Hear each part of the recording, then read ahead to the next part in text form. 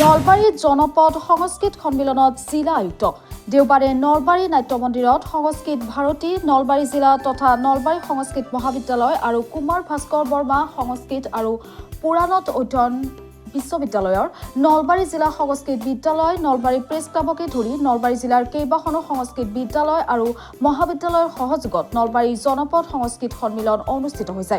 এই উপলক্ষে নলবাৰী মহাবিদ্যালয়ৰ ভূগোল আৰু বিজ্ঞান বিভাগৰ প্ৰাক্তন মুৰব্বী অধ্যাপক দিনমণি ভাগৱতীৰ পৌৰাহিত্যত অনুষ্ঠিত সন্মিলনৰ উদ্বোধন কৰে কুমাৰ ভাস্কৰ বৰ্মা সংস্কৃত আৰু পুৰাণত অধ্যয়ন বিশ্ববিদ্যালয়ৰ উপাচাৰ্য ডক্টৰ প্ৰহ্লাদ ৰাজুচিয়ে। সন্মিলনত কেইবাজনো বিশিষ্ট অতিথিয়ে সংস্কৃত ভাষাৰ প্ৰয়োজনীয়তাক লৈ ভাষণ প্ৰদান কৰে। অনুষ্ঠানটোত নলবাৰী জিলা আয়ুক্ত বৰ্ণালী ডেকাও অংশগ্ৰহণ কৰে। ইয়াৰ পূৰ্বে প্ৰদৰ্শনীৰ দুৱাৰ উন্মোচন কৰে নলবাৰী চেম্বাৰ অৱ কমাৰ্চৰ কাৰ্যকৰী সভাপতি বিজয় কুমাৰ শৰ্মাই। উপলক্ষে আমি এখনি বস্তু বিজ্ঞান আৰু পাণ্ডুলিপি প্ৰদৰ্শনী আয়োজন কৰিছোঁ। প্ৰদৰ্শনীখিনিৰ আমি ইয়াতে এনেধৰণে ডিছপ্লে কৰা হৈছে। ওপৰৰ ভাগত আমাৰ যে সংস্কৃতৰ মূল আধাৰ বুলি ক'বৰ কাৰণে সংস্কৃত মাতৃ আৰু সংস্কৃত মাতৃৰ পৰাই যে সকলোখিনি বিজ্ঞানৰ আৱিৰ্ভাৱ হৈছে বা উদ্ভৱ সংস্কৃতিৰ মূল ধাৰা, গতিকে তাত আমি প্ৰদৰ্শন কৰিছোঁ গোটেইখিনিৰ দ্বাৰা। তদুপৰি আমাৰ নিত্য ব্যৱহাৰ্য সামগ্ৰীবিলাক পূজাত আমি কেনেধৰণৰ সামগ্ৰী ব্যৱহাৰ কৰোঁ বা আমাৰ যিখিনি সামগ্ৰী আমি দৈনন্দিন জীৱনত ব্যৱহাৰ কৰোঁ সেই সামগ্ৰীখিনিও আমাৰ ইয়াত দেখুওৱা হৈছে, প্ৰদৰ্শনীৰ কাৰণে উলিয়াই দিয়া হৈছে। তদুপৰি আমাৰ ভাৰতীয় সংস্কৃতি সভ্যতাৰ যিটো ধৰোহৰ বুলি কওঁ, আমাৰ পাণ্ডুলিপিসমূহ, সাঁচিপাতসমূহ, সেই সাঁচিপাতসমূহৰ ইয়াতে এখন প্ৰদৰ্শনী দেখুওৱা হৈছে। তাতে বিভিন্ন ধৰণৰ সাঁচিপাত, তোলাপাত, তালপাত, অচিত্ৰ সাঁচিপাত, পুথি, তদুপৰি আমি কেনেধৰণৰ এতিয়া আমাৰ পূৰ্বপুৰুষসকলে কেনেধৰণে সাঁচিপাতসমূহত লিখিছিলে, কি চিয়াহী পাৰ্টিকুলাৰ ব্যৱহাৰ কৰিছিল, তাৰ এটা নিদৰ্শন দেখুওৱা হৈছে। আপোনালোকে এবাৰ চাই ল'ব পাৰে বস্তুখিনি। সভাৰ উদ্বোধন কৰিছে আৰু বন্তি প্ৰজ্বলন কৰিছে নলবাৰীৰ এগৰাকী বিশিষ্ট সমাজকৰ্মী, সমাজসেৱক ডক্টৰ ভূপেশ শৰ্মাদেৱে। আৰু ইয়াৰ লগত সংগতি ৰাখি আমাৰ এখন প্ৰদৰ্শনী, সংস্কৃত বিজ্ঞান প্ৰদৰ্শনী, এই প্ৰদৰ্শনীখনৰ ডাল মুকলি কৰিছে বিশিষ্ট সমাজকৰ্মী বিজয় চন্দ্ৰ শৰ্মাদেৱে।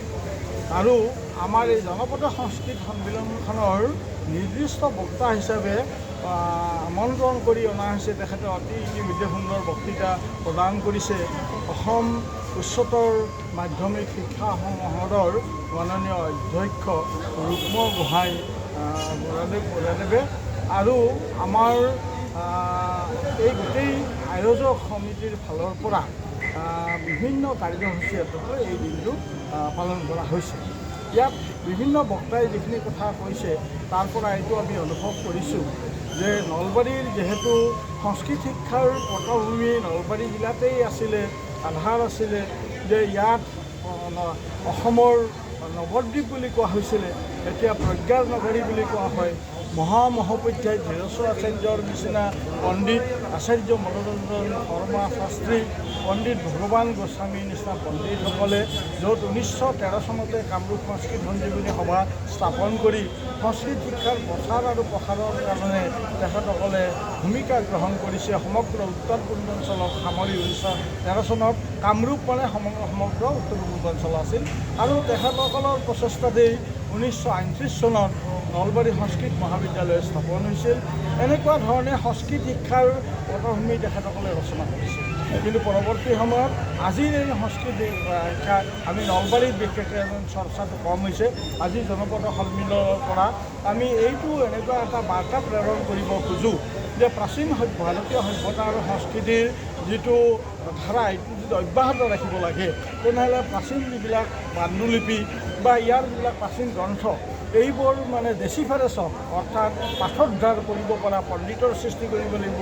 যুৱ সমাজৰ মাজত তীক্ষ্ণ দি যুৱক যুৱতীসকল আগবাঢ়ি আহিব লাগিব আৰু তেওঁলোকৰ প্ৰতি সংস্কৃতৰ প্ৰতি আকৃষ্ট হৈ সমাজখনক সংস্কৃতৰ যিবিলাক প্ৰমূল্যবোধৰ শিক্ষা, এই শিক্ষা নিশ্চয় প্ৰদান কৰাত ভূমিকা গ্ৰহণ কৰিব পাৰিব।